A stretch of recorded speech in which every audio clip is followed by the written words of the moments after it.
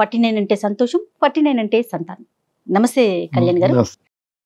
Wife and husband మధ్య issue అండి. ఇది ఒక డిఫరెంట్ ఇష్యూ అనిపించింది కళ్యాణ్ గారు. ఏంటంటే అతను పూర్తిగా అతని ఆధీనంలో ఉన్నటువంటి ఆర్థిక లావాదేవీలన్నీ కూడా ఈ అమ్మాయి తీసేసుకుంది. అతను ఏదో చెడు పనులు చేస్తున్నాడు ఏదో ఇష్యూ వల్ల. అయితే ఈ అమ్మాయి చేతిలోకి వచ్చాక అనుకోని కారణాల వల్ల కొంత డబ్బు ఈ అమ్మాయి పోగొట్టుకుంది. సో ఆ ఇష్యూతో సతమతం అయిపోతుంది. సహజంగా జరిగే విషయమే. బట్ తను ఒక సొల్యూషన్ కోసం వెయిట్ చేస్తోంది. మరి కాల్ చేసేద్దామండి. మేఘన.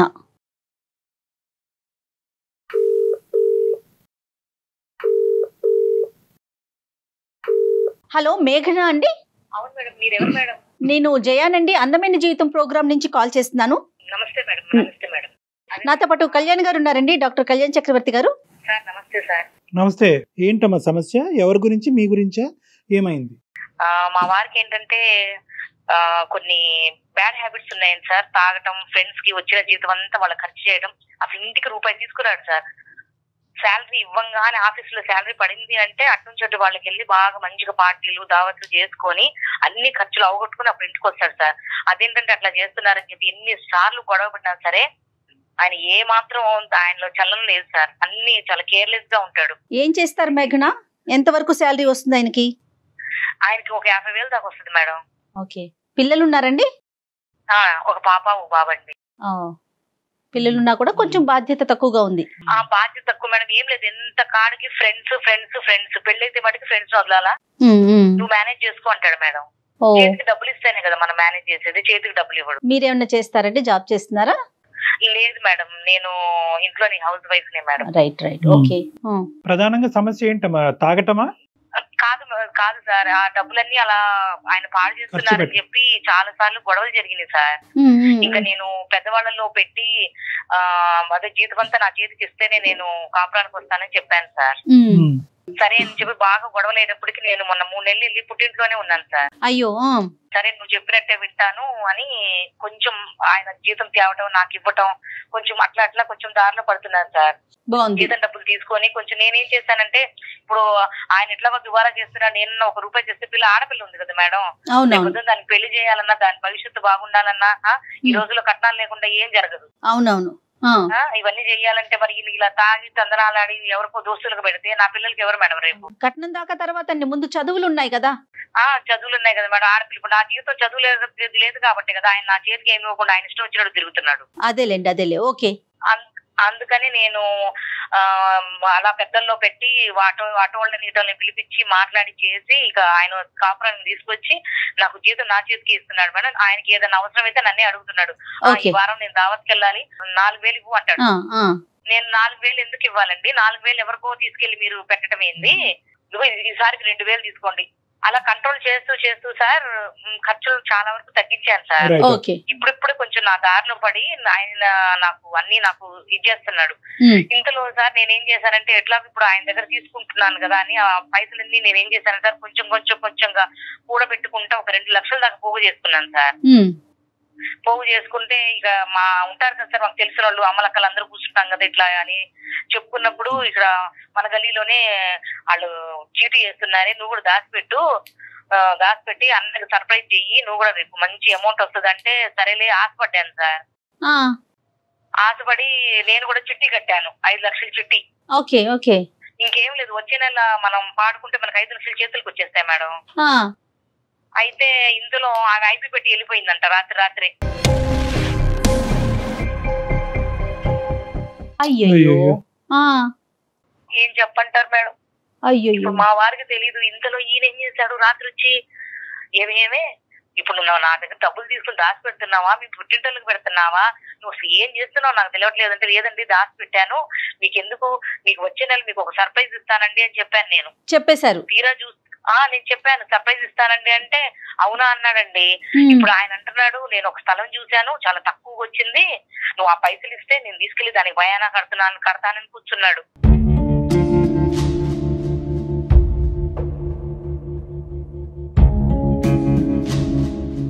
ఇప్పుడు నేను ఏం చేయాలో నా కాళ్ళు చేతులు ఆడట్లేదు ఒక సార్. నిమిషం మేఘన, ఇప్పుడు మీరు తీసుకున్నటువంటి కంట్రోలింగ్ ఫ్యాక్టర్ వల్ల తాగుడు తగ్గిందమ్మా? ఖర్చు తగ్గింది, తాగుడు తగ్గింది, తగ్గింది సార్. రైట్? ఓకే, తాగుడు తగ్గింది, కొంచెం దావత్లు చేయటం, అంటే మా గురించి కొంచెం మనిషి మారాడు. ఈ మారటం అనే దానికి సంబంధించిన క్రెడిట్ నీకు ఇస్తున్నాడా? మేఘన, నీ వల్లే నేను మారాను, మనం ఇప్పుడు హ్యాపీగా ఉన్నాము, నువ్వు తీసుకున్న జాగ్రత్తలు, ఆ క్రెడిట్ అయితే వచ్చిందా మీకు? ఇస్తారు సార్, ఇస్తారు, బాగానే చూసుకుంటున్నాడు. ₹1 నేనేందంటే ఆయనకి ఏందంటే అనుమానం, నేనేందో తీసుకెళ్లి మా పుట్టింటోళ్ళకి పెడతానని. నేను ఎందుకు పెడతాను సార్? నాకు ఆడపిల్ల ఉన్నప్పుడు నేను మా అమ్మోళ్ళకి నేను ఎందుకు ఇస్తాను? నా పిల్లకి నేను చూసుకుంటాను. కాదు, ఈ సర్ప్రైజ్ ఇవన్నీ పక్కన పెడితే ముందు నుంచి ఇలా నేను చిట్టి పాడుతున్నాను, ఫైనల్ గా మనకి ఎంత అమౌంట్ వస్తుందని ముందు నుంచే చెప్పలేదు సార్. నేను చేసిన తప్పు ఏంటంటే ఆయనకి ఒక్కసారిగా 5 లక్షలు తీసుకెళ్లి ఆయన చేతిలో పెడదాం అనుకున్నాను సార్. ఓకే, నా కర్మ సార్, నా కర్మ, ఏం చేద్దాము? అంటే మీరేమనుకున్నారంటే కనుక మీరు మారటానికి ఇది గిఫ్ట్ అన్నట్టుగా అనుకున్నారు. అంతే సార్.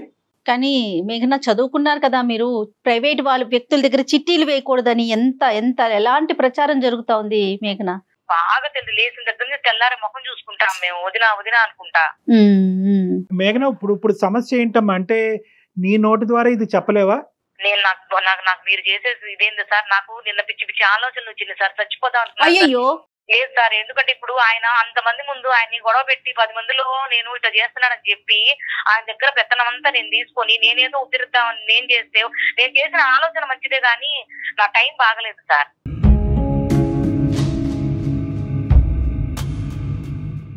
ఇప్పుడు కానీ ఆయన ఒప్పుకోడుగా.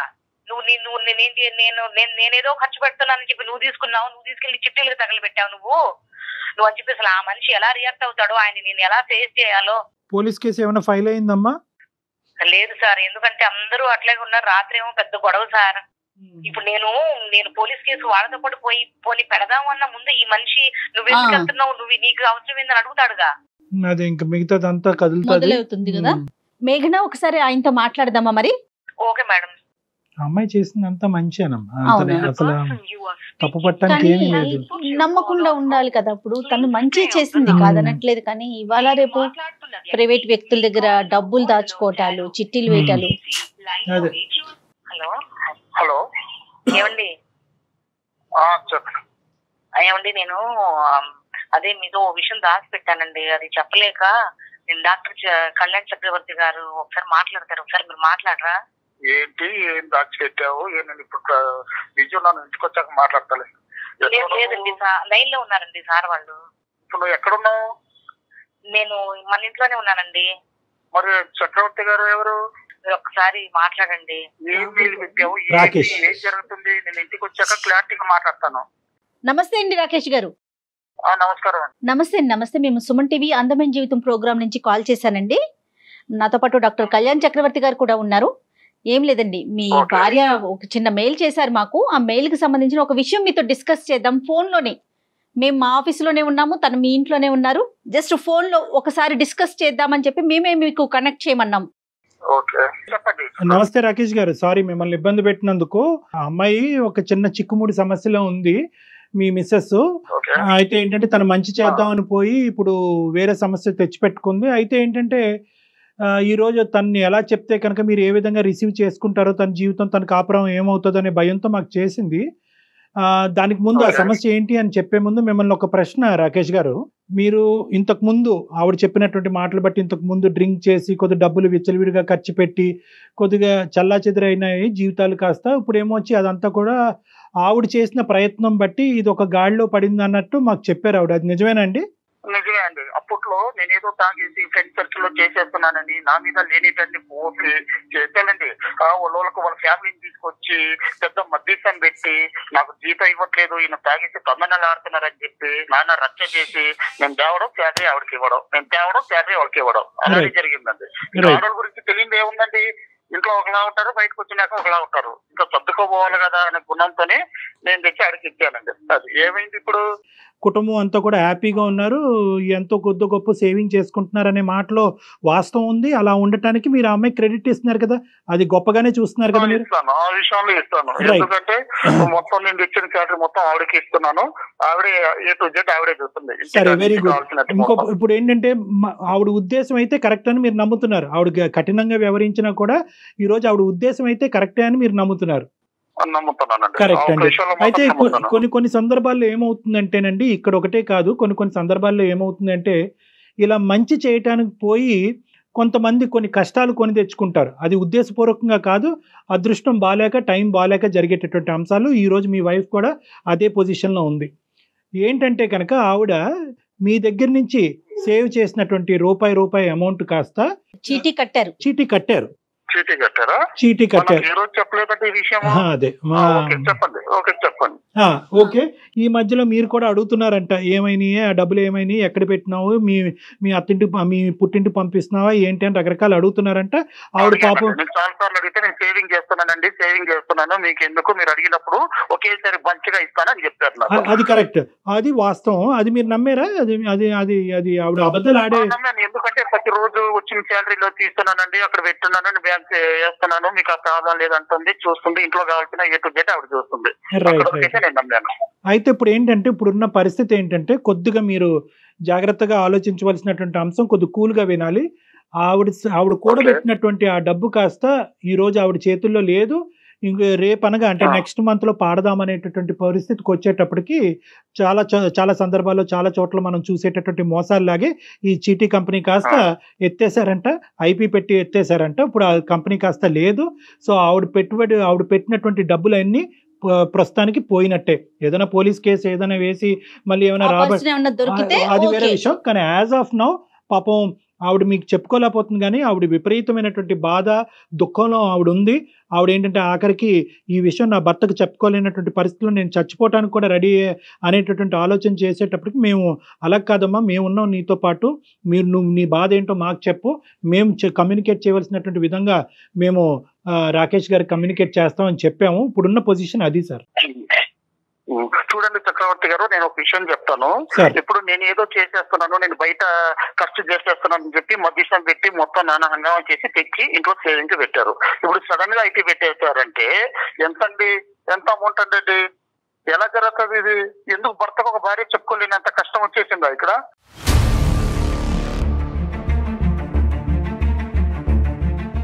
అంటే కాదు సార్, ఆవిడ ఉద్దేశం ఏంటంటే కొద్దిగా మీకు ఈ రోజు నిజంగా ఆవిడ అనుకున్నటువంటిది జరుగుంటే కనుక మీరు చాలా సర్ప్రైజింగ్ గా ఉండేవారు, మీరు ఇంకా అద్భుతంగా ఫీల్ అయ్యి ఉండేవారు, మీ బాండేజ్ కాస్త ఇంకో లెవెల్కి వెళ్ళి ఉండేది. నేను నా భర్తని, నా కుటుంబాన్ని మార్చుకోవటమే కాదు, దానికి అడిషనల్ గా ఈ గిఫ్ట్ కూడా ఇచ్చి మనీ యొక్క వాల్యూ తెలియపరచడానికి ఆవిడ చేసినటువంటి ఒక ప్రయత్నం కాస్త బెడిసికొట్టింది. అది కూడా ఆవిడ చేసినటువంటి తప్పు కాదు. ఆవిడ నమ్మినటువంటి మనుషులు, ఆవిడ వెళ్ళినటువంటి ప్రదేశం కరెక్ట్ కాకపోవటం వల్ల ఈ దురదృష్టకరమైన పరిస్థితి. ఆవిడ ఉద్దేశంలో ఎటువంటి డౌట్ లేదండి. మీ అలవాట్లు మారిని, ఇంటి పరిస్థితులు మారిని, దాంతోపాటు ఫైనాన్షియల్ గా గిఫ్ట్ వచ్చింది అని చెప్పే ప్రయత్నం ఆవిడ చేశారు. రాకేష్ గారు ఫోన్ ఇస్తారండి, ఉన్నారు అక్కడ? ఆవిడ లైన్ లోనే ఉన్నారండి. ఏం జరుగుతుందిరా, ఏం జరుగుతుంది అసలు, ఏమవుతుంది, ఏంటి ఇవన్నీ? అయితే పెట్టడం ఏంటి, డబ్బులు ఎత్తుకెళ్ళడం ఏంటి? నువ్వు ఎందుకు చెప్పలేదా నాకు ఇన్ని రోజులు? నువ్వు ఒక్క మాట చెప్పావా? మీరు వినండి కొంచెం. మీరు ఇట్లా అరుస్తారని నేను చెప్పలేదండి. మీరు కొంచెం ముందు వినండి. వచ్చే నెలలో పాడితే 5 లక్షలు వస్తాయి, ఒకేసారి తీసుకొచ్చి మీ చేతికి పెడదాం అనుకున్నానండి, సర్ప్రైజ్ అని.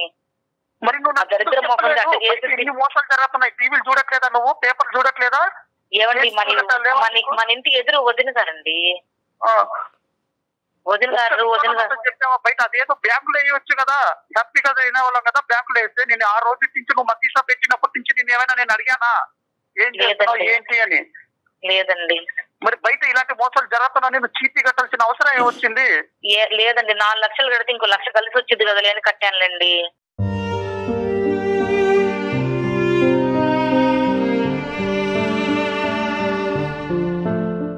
ఇప్పుడు జరుగుతున్న దాంట్లో రూపాయి కూడా పెట్టిండే మన కష్టమే అది. మన పిల్లలు మనం బాగుండాలి అనేసి నువ్వు లేడీస్ మాటలు విని ఎందుకు ఇలా చేసావే నువ్వు?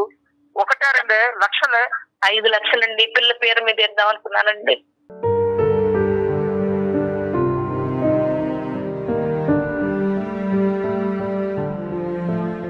జీవితం బాగాలేకుంటే ఇలాంటి దరిద్రం. అందుకే ఆడదానికి పెత్తనం ఈ గుర్దు అంటారు, పెత్తనం ఇస్తే ఇలా ఉంటుంది. ఇక్కడ ఏంటంటే డబ్బు పోయింది అనేటటువంటి మాట వాస్తవం. మీరు బాధపడుతుంటే, ఆవిడ బాధపడుతుంటే మా గుండె కూడా తరుక్కుపోతుంది. కానీ ఇక్కడ ఉద్దేశం ఒక్కసారి ఆలోచించండి సార్. అది పోగొట్టుకున్న డబ్బులు మళ్ళీ తిరిగి సంపాదించుకోవచ్చు, కష్టపడండి మళ్ళీ సంపాదించవచ్చు.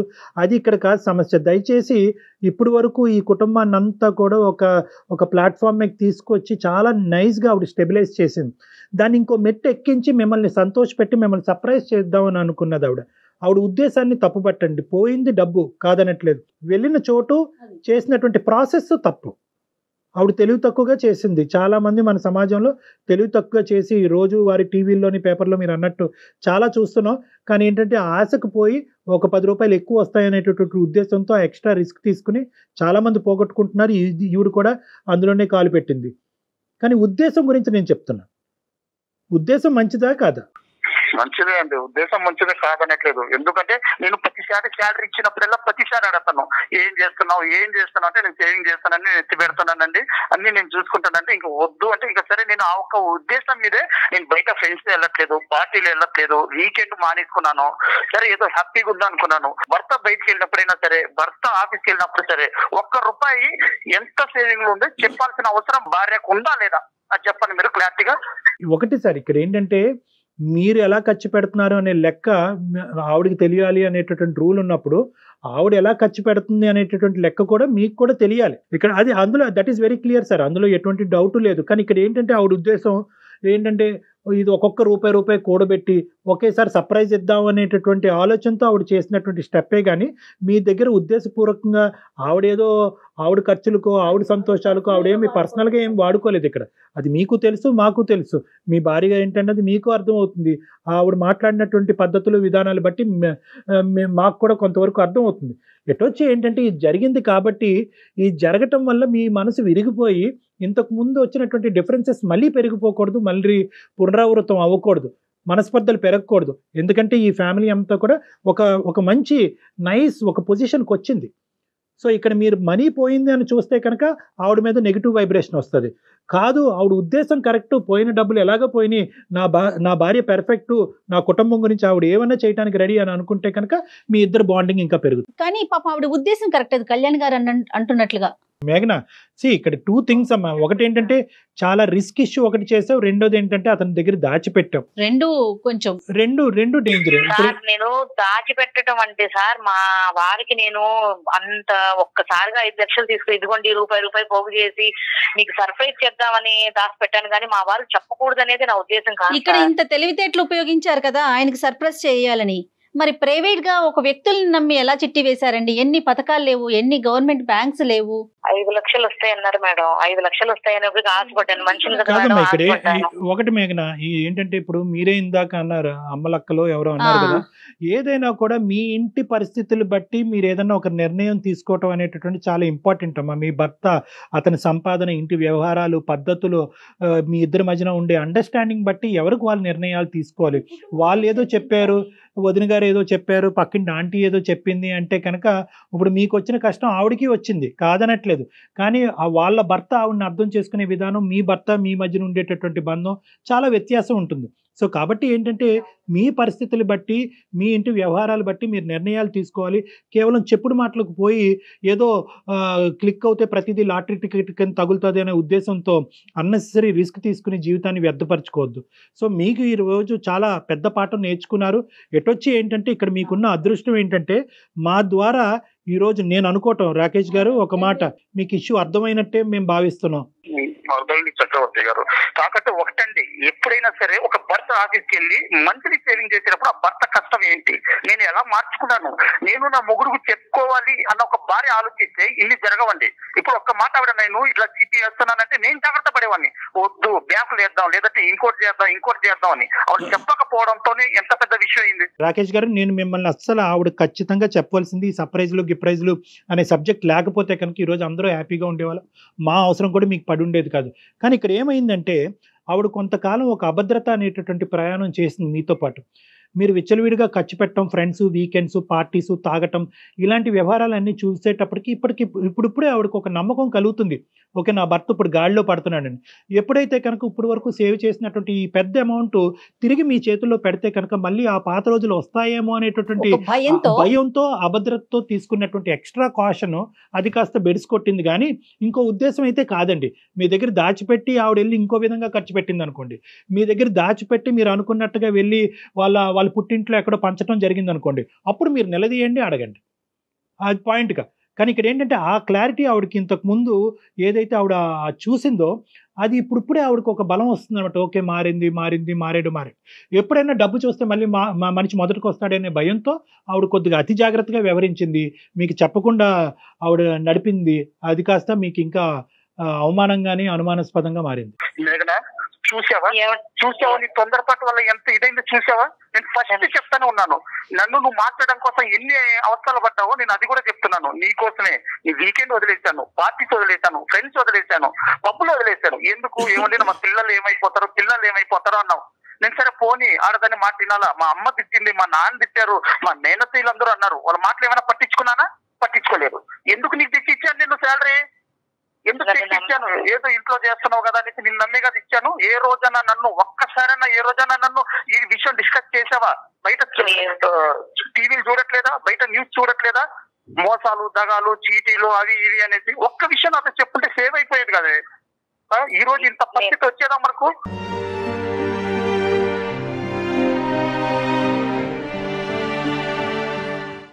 నన్ను క్షమించండి, మీకు చెప్పకుండా నేను దాచిపెట్టడం తప్పే. కాకపోతే నేను ఏదో 4 లక్షలు కడితే ఇంకో ₹1,00,000 వస్తాయి, మీకు సర్ప్రైజ్ చేద్దాం అనుకున్నానండి. ఇది ఇంత దూరం వెళ్ళితే నేను ఆలోచన చేయలేదు.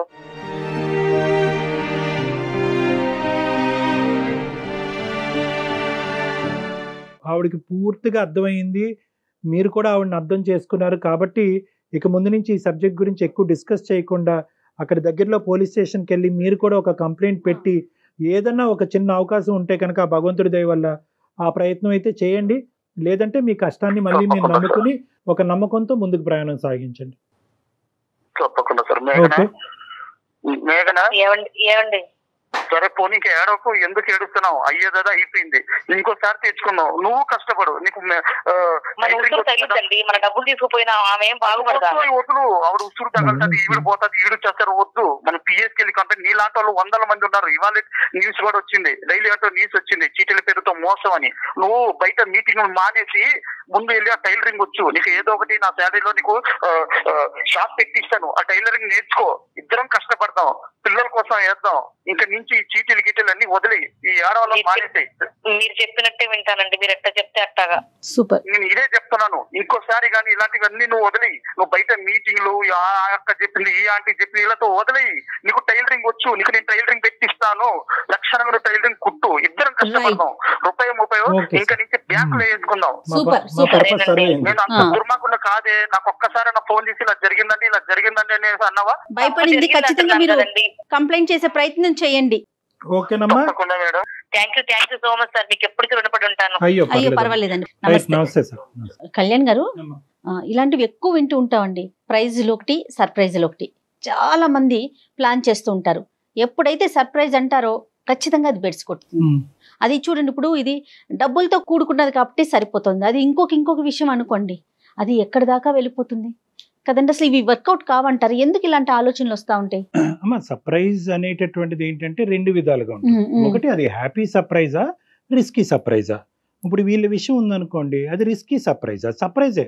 అది ఈవెన్చువల్గా ఆవిడ అనుకున్నట్టు 5 లక్షల వరకు వస్తే కనుక సర్ప్రైజ్ అయ్యేది, అది అయ్యే ఉండేది, మంచి జరిగి ఉండేది. కానీ దానివల్ల ఏమవుతుంది అంటే కనుక దాంట్లోనే ఇంకా ప్రోత్సహించబడతారు వీళ్ళు. ఇంకా మళ్ళీ చిట్టీలు వేస్తారు, మళ్ళీ పాడతారు. ఇక్కడ 5 లక్షలతో పోయింది, అక్కడ 15 లక్షలు, 15 లక్షలు. సో కాబట్టి ఏంటంటే ఎప్పుడైనా ఒక సర్ప్రైజ్ అనేటటువంటిది అవతల వ్యక్తికి నిజంగా సర్ప్రైజ్, ఒక హ్యాపీ సర్ప్రైజ్ అయినా కూడా ఈవిడ రిస్కీ స్టెప్స్ తీసుకుంటుందా లేదా అనేటటువంటి దాన్ని బట్టి ఆధారపడి ఉంటుంది. అది నేను అతిగా రిస్క్ తీసుకుంటున్నాను, అతిగా ప్రాబ్లమ్స్ చేస్తున్నాను, అతనికి వచ్చేటటువంటి అక్కడ వచ్చేటటువంటి సంతోషం కంటే జరిగే చెడు ఎక్కువ ఉంది అనుకోండి, బహుశా ఏంటంటే సర్ప్రైజ్ ఆ స్థాయి లేకపోయినా కూడా ప్రతిరోజు తెలియపరుస్తూ చిన్న ప్రైజులు ఇచ్చినా కూడా చాలా సరిపోతుంది. అంతే. థ్యాంక్ యూ కళ్యాణ్ గారు.